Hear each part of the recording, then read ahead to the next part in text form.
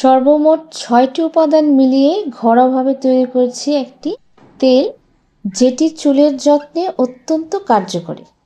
মেথিতে থাকে nicotinic acid ও protein, যা কিনা চুল পড়া রোধ করে ও খুশকির বিরুদ্ধে লড়াই করে।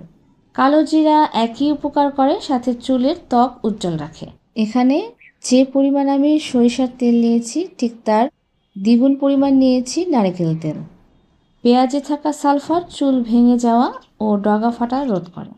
রসুন থাকাতে চুল গজাতে সাহায্য করে। এটি চুলের যত্নে অত্যন্ত কার্যকরী। স্কাল্পে রক্ত সঞ্চালন বাড়িয়ে চুলকে মসৃণ ও ঘন করে তোলে।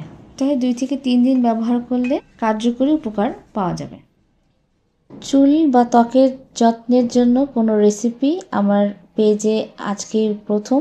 আপনাদের কেমন লাগলো অবশ্যই জানাবেন। Thanks for watching. আসসালামু আলাইকুম।